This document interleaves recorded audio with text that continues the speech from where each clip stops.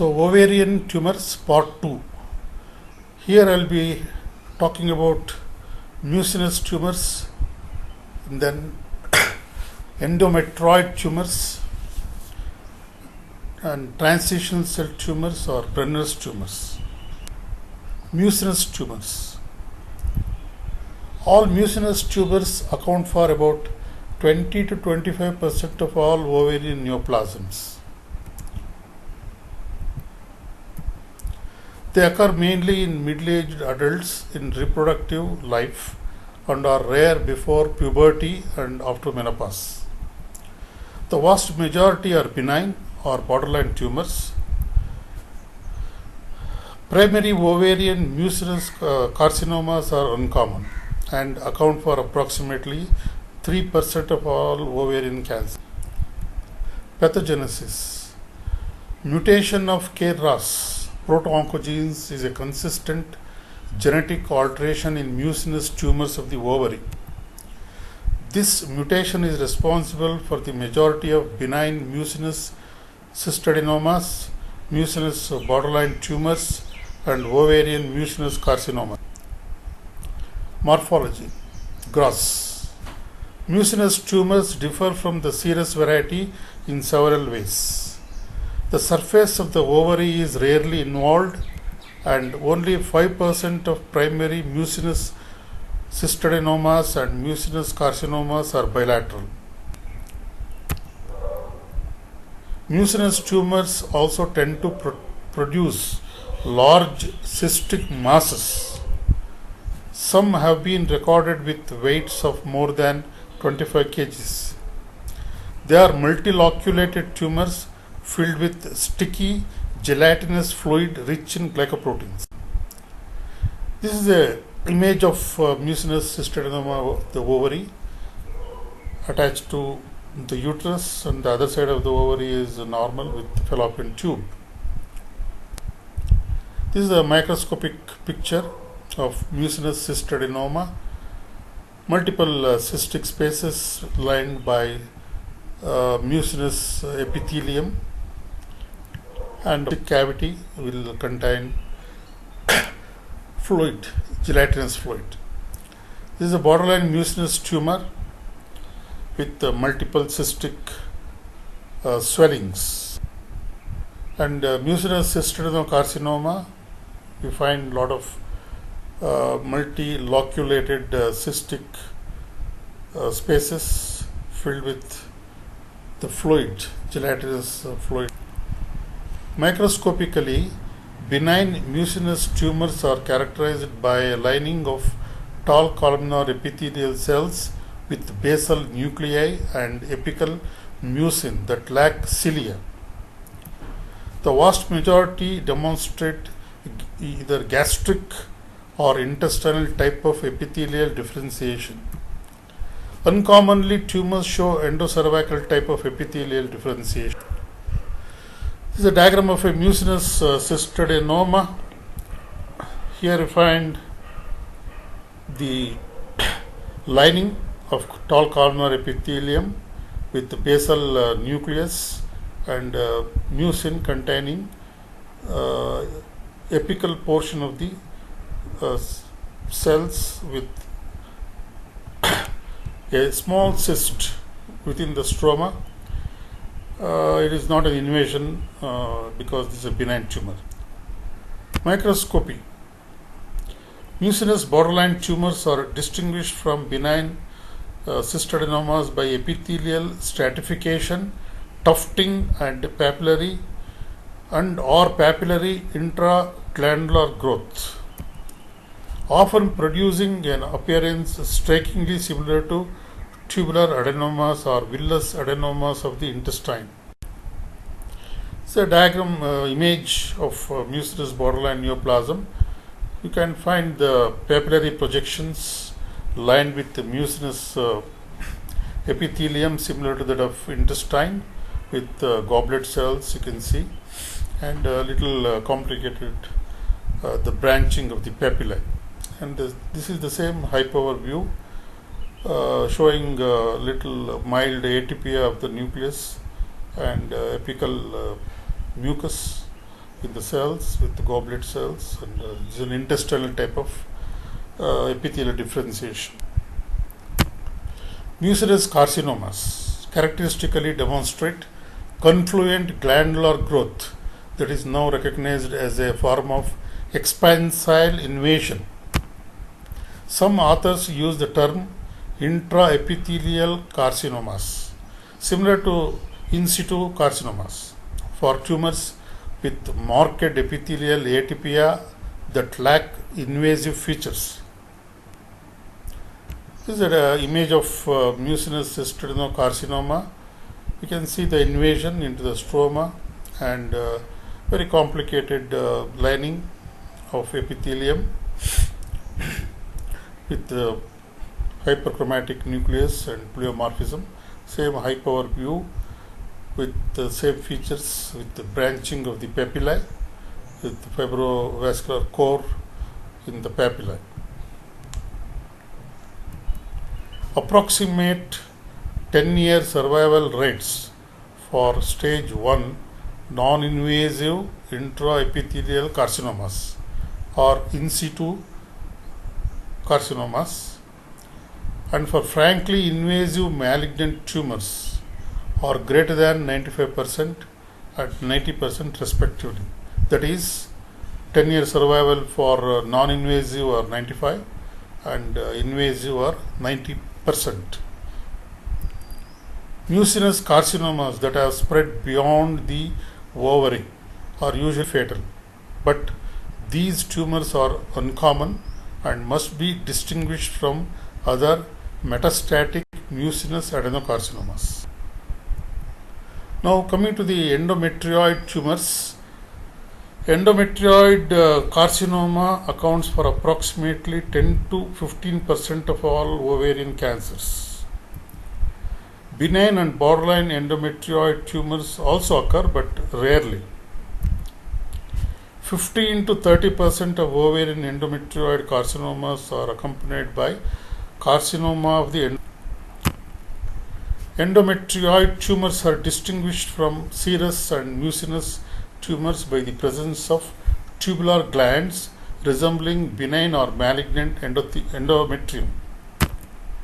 Endometrioid carcinomas may arise in the setting of endometriosis and are occasionally associated with areas of borderline tumor. Pathogenesis. About 15 to 20% of cases with endometrioid carcinomas coexist with endometriosis. Molecular studies have found striking similarities to endometrioid carcinomas. Shared features include relatively frequent alterations that increase PI3K AKT pathway signaling. Mutations are seen in PTEN, PIK3CA, ARID, 1A and KRAS. Mismatched DNA repair genes and CTNNB1 or beta-catenin. Mutations in PTEN have also found in atypical endometriosis. Also similar to endometrioid carcinomas of the endometrium, TP53 mutations are common in poorly differentiated tumors. Morphology. Endometrioid carcinomas typically present with solid and cystic areas of growth. 40% involve both ovaries, and such tumors show extension beyond the genital tract. These are low-grade tumors that reveal glandular patterns bearing a strong resemblance to those of endometrial origin. The 5-year survival rate for patients with stage 1 tumors is approximately to 75%. Endometrioid carcinoma, solid and cystic. The images showing endometrioid carcinomas with multiple cystic spaces and also solid areas. It's a macroscopic diagram showing tubular endometrial glands with hyperchromatic nuclei and stratification. This is a high power view of the same with glands resembling endometrial carcinoma with hyperchromatic nuclei and mitosis. Now, the differences between serous, mucinous, and endometrioid tumors. Serous, 60 to 80% of the tumors are serous, 5 to 15% are mucinous, 10 to 25% are endometrioid. Serous or bilateral in 30 to 50%, mucinous 10 to 20%, endometrioid 15 to 30%. The fluid in the cyst is clear in serous, slimy and viscous in mucinous, and hemorrhagic in endometrioid tumors. Coexistent endometrial hyperplasia or carcinoma is rare with the serous tumors, also rare with the mucinous tumors, and 15 to 30% of the cases are associated with endometrioid tumors. Epithelium in serous tumors is cuboidal, and in mucinous they are columnar with the basally located nucleus, and endometrioid also they are columnar with the centrally located nucleus. The mucin is present only in the luminal border of the cells in serous. They are abundant in intracytoplasmic mucin is present in the mucinous tumors, only in the luminal border in endometrioid tumors. Squamous metaplasia is rare with serous and mucinous, and about 50% of the endometrioid show squamous metaplasia. Cilia are frequently present in serous. Mucinous they are absent, and endometrioid they are very rare. Samama bodies are present in about 30% of serous tumors, and they are rare with mucinous and endometrioid tumors. Transitional tumors or Brenner tumors.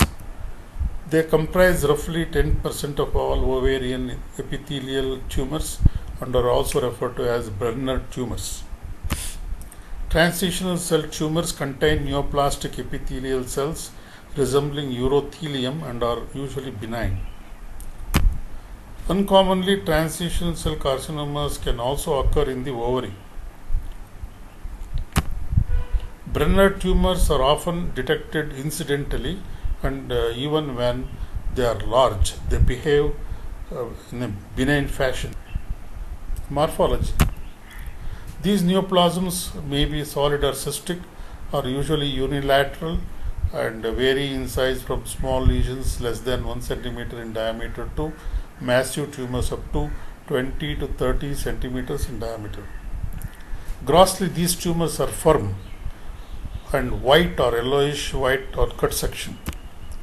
Microscopically, the fibrous stroma resembling that of the normal ovary is marked by sharply demarcated nests of epithelial cells resembling the epithelium of the urinary tract.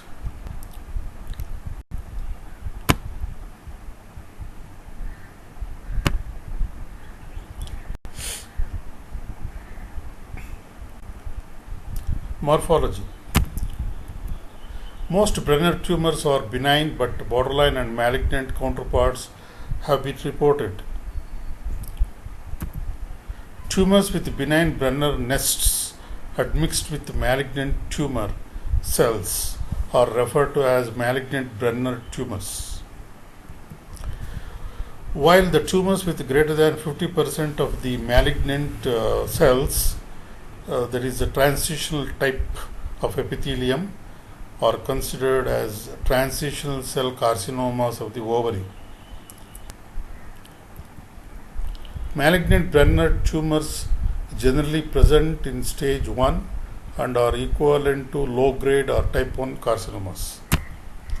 The uncommon transitional cell carcinomas are considered to be equivalent to high-grade type 2 ovarian carcinomas.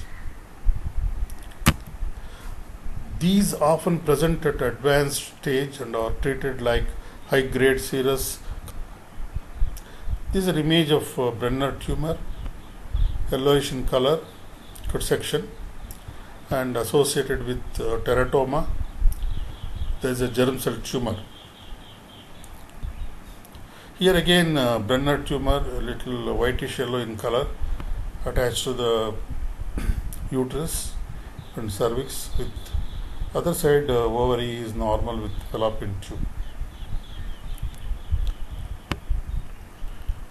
Benign Brenner tumor, the stroma looks like ovarian fibrostroma with nests of transitional type of cells which are indicative of Brenner's tumors.